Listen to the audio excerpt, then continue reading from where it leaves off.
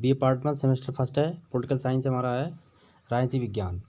इसमें पेपर आपका है Indian national movement and constitution of India, यानी भारतीय आंदोलन, भारतीय राष्ट्रीय आंदोलन और भारत के संविधान के बारे में पढ़ेंगे हम। तो इसमें हमारे 2 वीडियो अपलोड हो चुके हैं, फर्स्ट सेकंड, ठीक है। अगर वो आपने नहीं देखे हैं तो उनका लिंक डिस्क्रिप्शन में मिल जाएगा। और इंग्लिश लिटरेचर इसके बाद में मैं शुरू करूँगा। और जिसके लिए इंग्लिश लिटरेचर वीडियो चाहिए वो इसकी प्लेलिस्ट बनी हुई है फर्स्ट सेमेस्टर इंग्लिश की, वहाँ पर जाकर विजिट करें, बहुत सारी वीडियो अवेलेबल हैं और वहाँ आप जाके वीडियो देख सकते हैं। तो आज जो है हम ये पार्ट सेकंड कंप्लीट कर रहे हैं, ये वाला फर्स्ट अपलोड हो गया है, एक पार्ट और आएगा, यूनिट सेकंड आपकी कंप्लीट हो जाएगी। तो इसमें हम पढ़ेंगे कांग्रेस की स्थापना के उद्देश्यों के बारे में या उसकी अवधारणाओं के बारे में, क्यों हुई, क्या कारण थे जो कांग्रेस की स्थापना का उद्देश्य हुआ। चैनल पर आप फर्स्ट टाइम विजिट कर रहे हैं तो आप बेल आइकन दबाकर चैनल को सब्सक्राइब कर लीजिए, बेल आइकन ऑल पर प्रेस करिएगा। सब्जेक्टों की लिस्ट बनी हुई है, सेकेंड सेमेस्टर के भी अपलोडेड हैं, वहाँ आप जाकर देख सकते हैं। और शुरू करते हैं। तो क्वेश्चन हमारा है कि भारतीय राष्ट्रीय कांग्रेस की स्थापना की विभिन्न अवधारणाओं का विश्लेषण कीजिए। इसी में क्वेश्चन एक और है, अथवा में आ जाएगा, तो वही आएगा कि भारतीय राष्ट्रीय कांग्रेस जो हमारी संस्था गठित की गई थी, तो उसकी स्थापना के मुख्य उद्देश्य क्या थे, उनकी व्याख्या कीजिए। ये ऐसे आ सकता है कि भारत में कांग्रेस की स्थापना ब्रिटिश साम्राज्य की रक्षा के लिए की गई एक अभवदीय, ठीक है, एक अभवदीय रूप में की गई थी। इस कथन की व्याख्या कीजिए, क्या आप इस कथन से सहमत हैं। तो इस तरीके से इसके क्वेश्चन आएंगे। तो आइए शुरू करते हैं क्वेश्चन को, हम आंसर देखेंगे। अब आंसर में क्या है, 19वीं शताब्दी के बीच में ब्रिटिश सरकार की नीतियों तथा भारत में प्रचलित विभिन्न आंदोलनों के कारण अखिल भारतीय स्तर पर एक ऐसी राष्ट्रीय संगठन की आवश्यकता का अनुभव किया गया और इन परिस्थितियों में कांग्रेस की स्थापना किया गया। इन परिस्थितियों में कांग्रेस की स्थापना का विचार सर्वप्रथम एक अवकाश प्राप्त अधिकारी थे जिनका नाम था A.U. ह्यूम, उनके विचार में आया। और वो एक कैसे व्यक्ति थे, समझदार, ठीक है।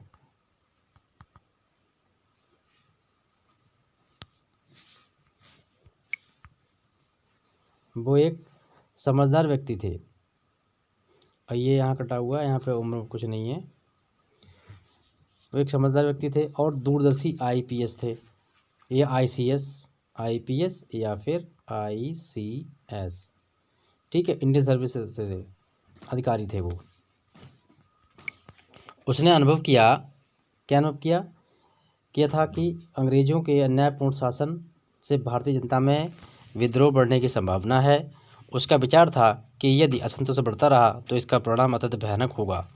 अतः उसने राष्ट्रीय जागृति को वैज्ञानिक रूप देने का प्रयास किया।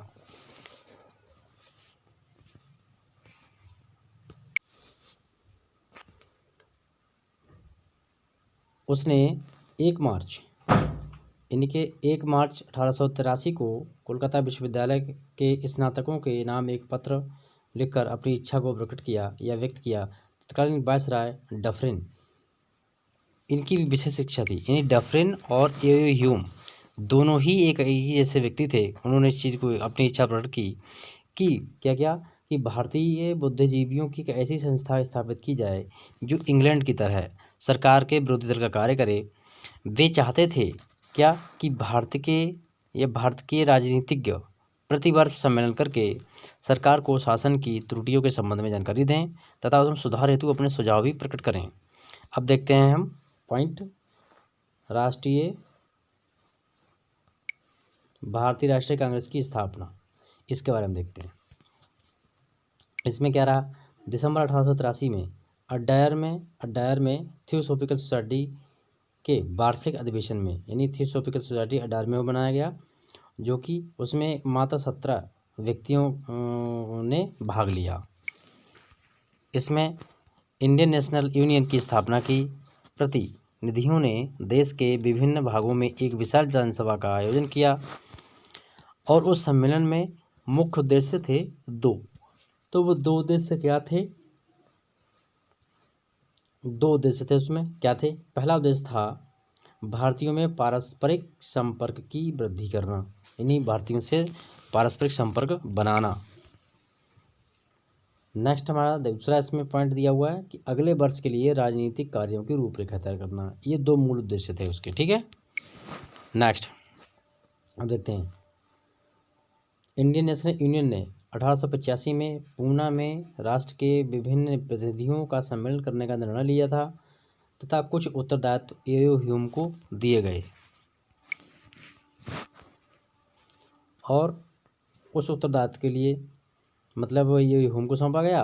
पूना में हैजा फैल जाने के कारण उस वर्ष जो था वो वर्षीय सम्मेलन जो था मुंबई में मनाया गया। इस प्रकार 1885 में एओ ह्यूम के प्रयासों, यानी कि एओ ह्यूम जो अधिकारी थे उनके प्रयासों से अखिल भारतीय राष्ट्रीय कांग्रेस की स्थापना का कार्य हुआ। तो अब स्थापना हो गई, तो इसका प्रथम अधिवेशन कब हुआ? इसका प्रथम अधिवेशन 28 दिसंबर 1885 को गोकुलदास तेजपाल संस्कृत कॉलेज में हुआ था, जो कि मुंबई, यहाँ लिख दिया है मुंबई, पहले इसका नाम था बम्बई, अब मुंबई बोला जाने लगा है, ठीक है। इस सम्मेलन में, यानी सम्मेलन की अध्यक्षता कोलकाता के ही प्रसिद्ध वकील, कोलकाता के प्रसिद्ध वकील थे एक, तो उन्होंने इसकी अध्यक्षता की, जिनका नाम था कौन? बोमेश चंद्र बनर्जी। यहाँ पर जो है बोमेश है, ठीक है, बोमेश चंद्र बनर्जी ने की थी और उन्होंने कुछ उद्देश्य भी प्रकट किए। साथ ही अधिकारी भी उपस्थित रहे, अंग्रेजी अधिकारी। तो प्रथम अधिवेशन, कांग्रेस का जो प्रथम अधिवेशन था उसमें बोमेश चंद्र बनर्जी ने निम्नलिखित उद्देश्यों का प्रतिपादन किया। पहला उद्देश्य था भारतीयों में पारस्परिक संपर्क का विकास करना। दूसरा था राष्ट्रीय भावना का विकास। और तीसरा था जनहितकारी कार्यों की रूपरेखा तैयार करना। चौथा था सामाजिक समस्याओं का समाधान होना चाहिए। ये उन्होंने उद्देश्य बताए थे, मतलब प्रस्ताव किए थे। अब देखते हैं कांग्रेस की स्थापना के उद्देश्य, ठीक है।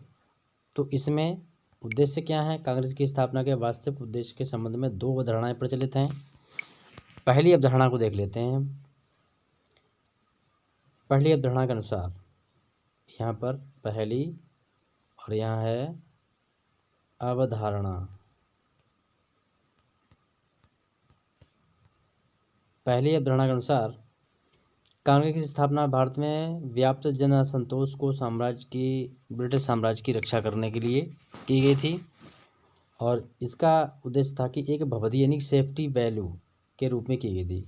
विद्वानों का विचार है कि भारतीय जनता यानी जनता की सोचनीय आर्थिक दिशा, शिक्षित व नव युवाओं में असंतोष, लॉर्ड डफरिन, ध्यान रखिएगा कि लॉर्ड डफरिन की दमनकारी शासन और उसकी नीति के अनुसार ही भारत के अंतर्गत जो है क्रांति का वातावरण बन चुका था, जो कि ब्रिटिश सरकार के लिए खतरा की घंटी था।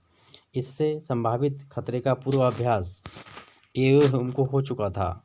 उसने भारतीय जनता में असंतोष का वैधानिक रूप प्रदान करने के उद्देश्य से कांग्रेस के रूप में ब्रिटिश साम्राज्य के लिए एक भवदीय निर्माण किया था, संस्था का निर्माण किया था।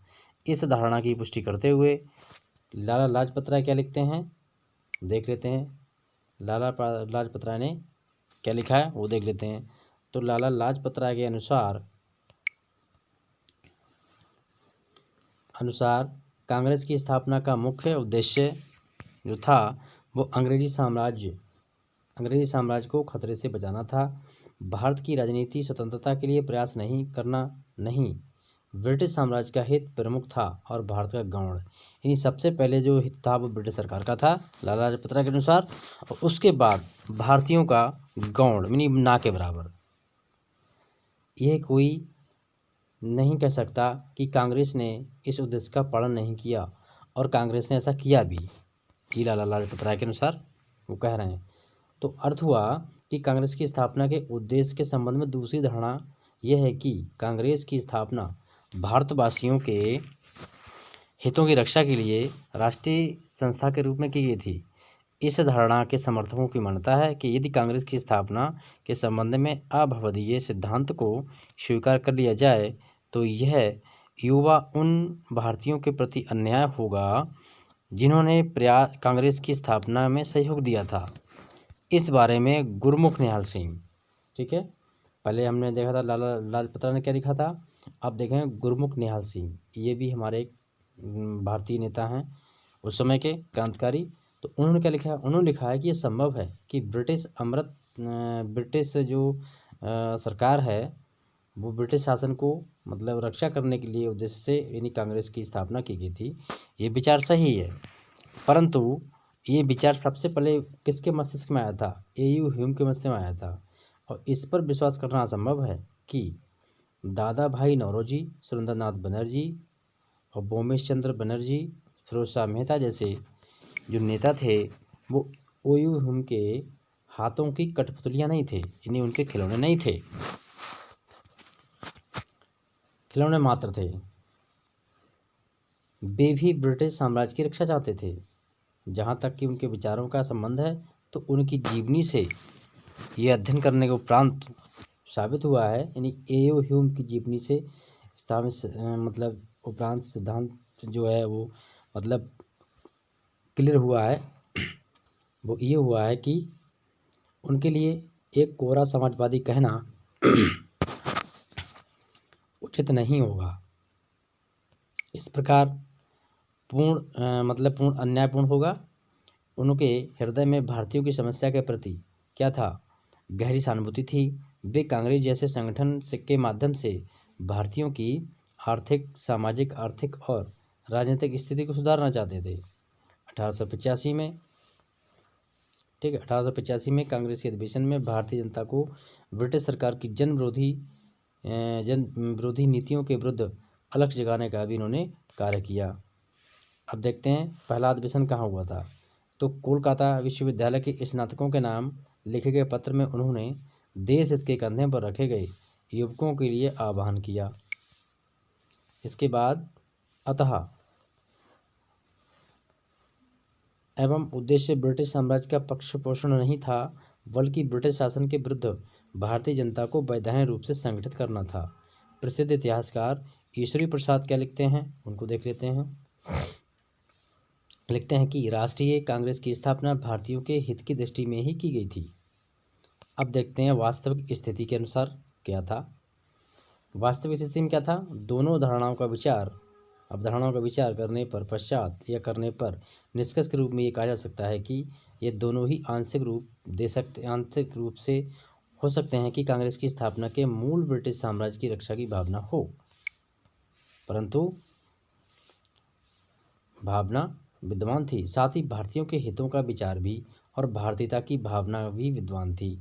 भारतीय राजनीति में उस समय दो प्रकार के लोग रहते थे। जो लोग हिंसात्मक साधनों का प्रयोग करके ब्रिटिश साम्राज्य का तत्कालीन जो है वो अंत करना चाहते थे, ठीक है, अंत करना चाहते थे। दूसरे मत के लोग भारतीय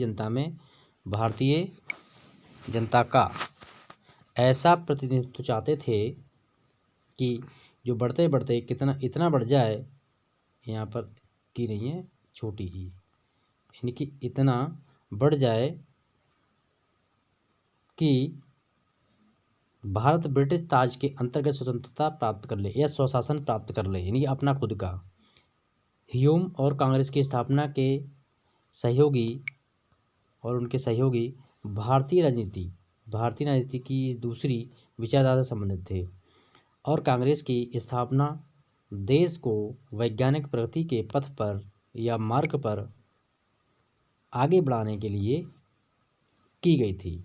ये दूसरे मत के लोगों का मानना था। तो इस प्रकार वीडियो कंप्लीट हुआ। मिलते हैं नेक्स्ट वीडियो में। प्लेलिस्ट पर विजिट जरूर करें।